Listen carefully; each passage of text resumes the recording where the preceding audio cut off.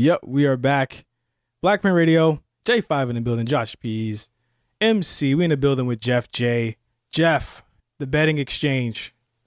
Saw you on MSG Networks TV one day. Actually, you posted it on your Instagram, and I was like, damn, they got my nigga on TV now. I said, damn, the money is different. Yes, sir. Man, here we go. Can you tell us what it's like? I mean, not only just being on camera, but doing something in sports in this capacity and talking about something that's such a crazy culture right now, which is like sports betting and shit like that. Like, how is that? Like, do you get people like upset in your mentions like, I fucked my parlay up thanks to you, nigga? Oh no, they just get sent to the mutiverse.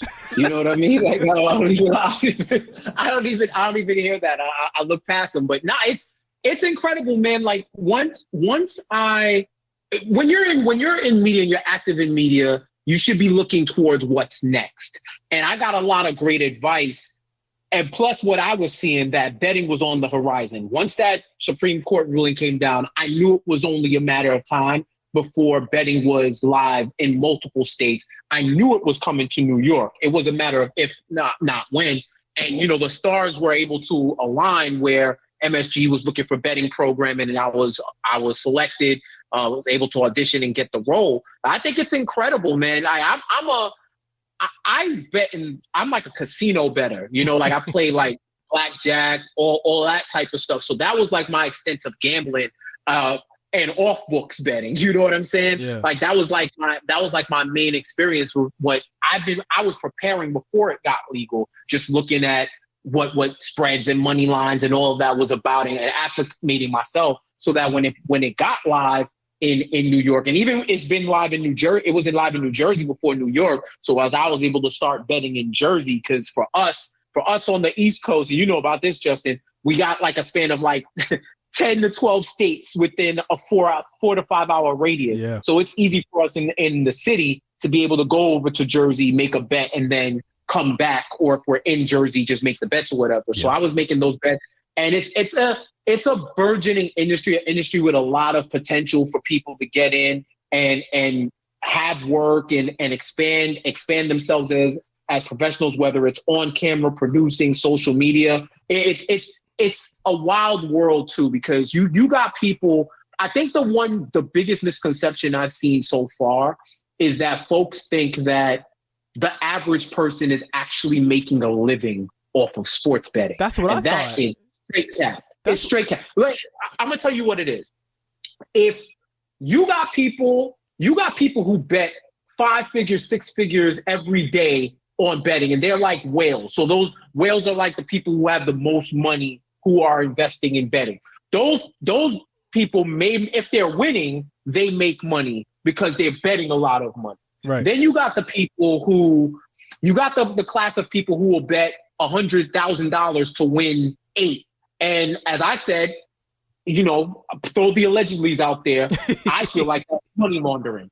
I watched enough Ozark. I watched enough Wire. Like that. Why are you betting 6 figures to make $8,000? You're either evading or you are using, I don't know if it's Clorox, I don't know if it's Downy, I don't know if it's Tide. You are spick and span cleaning money right now. Then you got everybody else who's like casual betting. Hey, hold on. What you think about that, Josh? No, I mean, it's funny. It might be a form of money laundering. And sometimes I see bets, I'm just like, okay, like, it's a form of money. Like, some people might be money laundering, and other people are just like, I see this as free money. Like, I just seen recently, there was a bet where it was last weekend, too. I forgot who was the favorite. Oh, it was USC. They were the favorite against Colorado. Yeah. And I saw there was a big bet on that. And it's like, yo, like, that's free money on the money line. USC is about to win. And if you put up $100K to make, $50K, that's for free $50K. See, but that's the thing, Josh. It's not free because it's a non-zero chance that they're going to lose. You know what I mean? Or it's not like the chances of USC winning are not 100%. Like, we could say that now because we know, but you don't know then. So there is an opportunity. Yeah, Think about everybody who put money on Dallas when they played the Cardinals. Yeah, that was free. You could have told me. I would have said the same shit. Oh, that's free money. And then they want to go and Cowboys it up. And now I'm out 100K. But it's okay because you get more of your money under the mattress that you made on the block, and you put it back in, and hopefully it comes out clean. That's exactly what it is. The other thing that you got to watch out for with betting on the negative side is everyone who posts these slips that win. You don't see the losses. They treat it like how people on Instagram, that it's a highlight reel. You see all the wins. I respect the people who post the losses so that they let you know it ain't shit sweet. I might have lost 10 times, but that 11 at least broke me even. But I'm not going to give a full sense of I hit every time, because that's the one thing with me and some of my other colleagues when we bet, we're transparent about our records. I tell you, like somebody got my mentions the other day because I posted some bets and they were like, well, this didn't age well. And I'm like, motherfucker, I got one. I tell you why the other ones didn't hit, but I didn't tell you I didn't say it was a lock.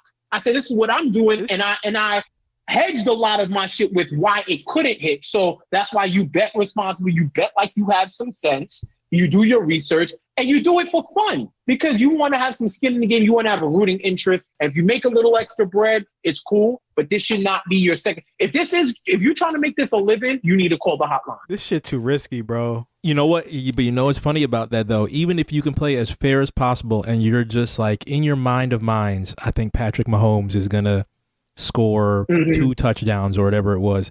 If I were to see what I saw this Sunday where he was a couple of inches away from a touchdown and he just slid and I lost like $200 on that, bro, I'm breaking you don't know what I'm breaking so much shit around me just knowing that he just slid and sold me a touchdown. And I saw that in comments. People are just like, bro, this is the most heartbroken I've ever felt doing bets. I don't know why he didn't get the touchdown.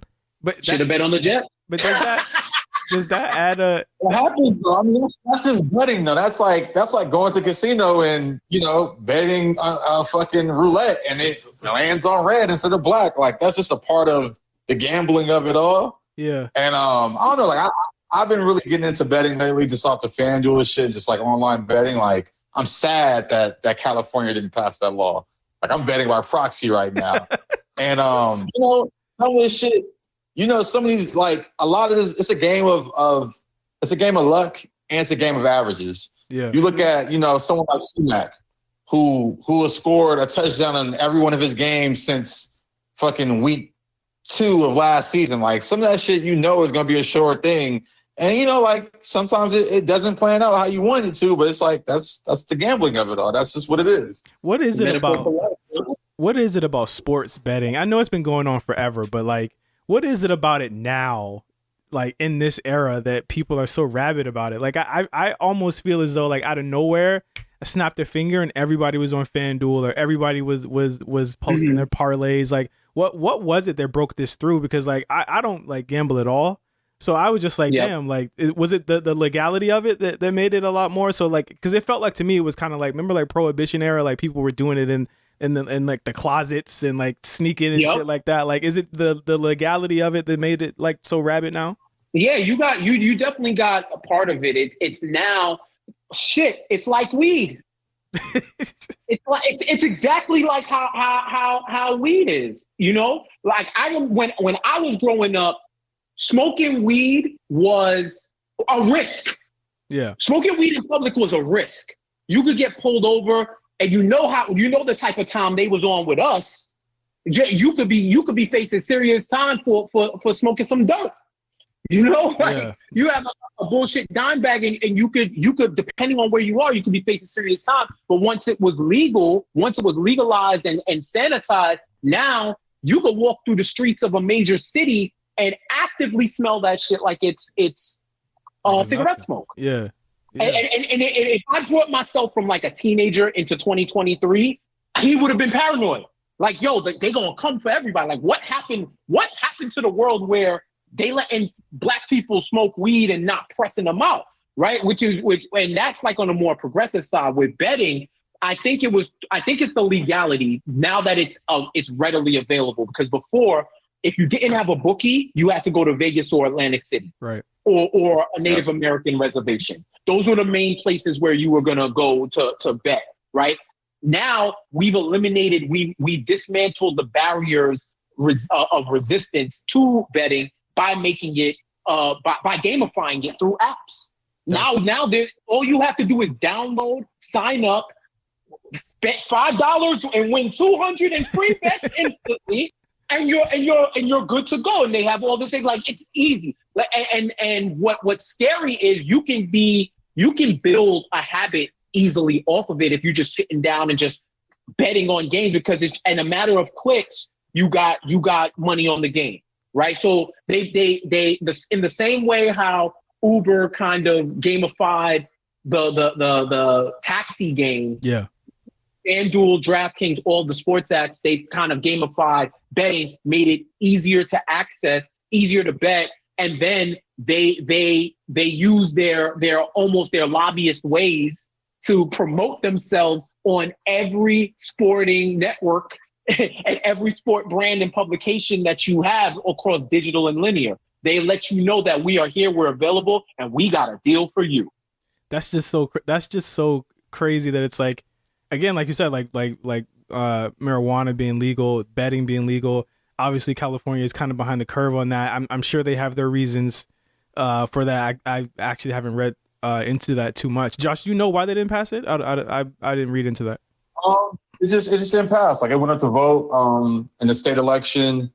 There was a heavy campaign from just, I don't even want to say who, but it didn't pass. So it'll probably go up again sooner or later, and it'll probably pass next time, just because I think people are seeing how much money a state can make from this, and politics to do the politics shit and get it through. But yeah, I was sad it didn't pass. Like, I was out here campaigning for this shit, damn near. Orange County wasn't trying to hear that shit. I feel like Orange County was trying to hear it. I feel like Orange County was trying to hear it, though. Word? Isn't it? Where's that heavy, like, is not the OC? What's over Orange County? That's not when you get to the Bay. What's that? The no man's land. Where is Stockton? Where is that? That's by Bakersfield. It's by Bakersfield. So you're going. Is that considered NorCal? That's not. I know that's not, like, that, like, middle California. Where you say, Josh? Yeah. It's not NorCal. It's kind of like in the middle. But I know, like, and honestly, I think those places were voting for it. Honestly, I think it was just a heavy. Yeah, I feel like it was a combination of lobbyists who were like, "Hey, this is taking money away from the reservations," and then also people being, I forgot, it was something with education and how this would divert from my education plan or something, like, or it wasn't enough money going towards education from the profits of this, and that was a big thing that stopped it. Yeah. Oh wow. But I mean, I feel like sports betting, if it hit LA, Josh, this, it's gonna go crazy. Like, it's I mean, it's hard to prove, and that's why I'm like, I think online sports betting is going to be legal in all 50 states in the next 10 years. Like, I don't see it really not passing in any of the states at this point. Like, people see the profits from it. They see how easy it is, how accessible it is. It's just going to be everyday life sooner. Yeah, it goes crazy. I mean, Jeff, you do a whole show on it. You know what I mean? And you're able to update people on what's going on.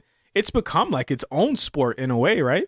Yeah, it's a game within a game. Think about it. Imagine if back in the day when you were just betting, because it actually, low key, a lot of the sports betting stuff started with fantasy football, right?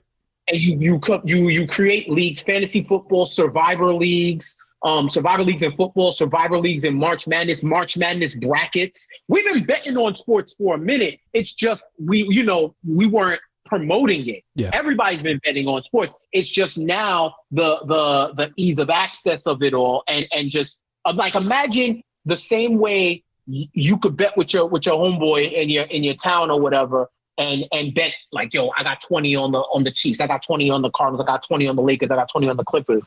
And you can do that just through an app. Like, there's no resistance. You don't gotta get cash. You can connect it to your banking account. Like, it's just so easy. And we're being flooded with betting information, whether you want it or not. They're talking about it in the play-by-play. They're talking about it on the broadcast. They're talking about it pre-game, post-game. They have their on-air personalities actively participating in in betting challenges that are going on the app and saying what they think is going to happen or what the next shot is going to be. They've incorporated it into the entirety of sports programming, even on digital brands. They'll have sponsored posts by one of the big two or any other company. You see it all the time. And it's because they're putting in that money. They're investing that money in promoting it, knowing that they low-key could make it back in the day.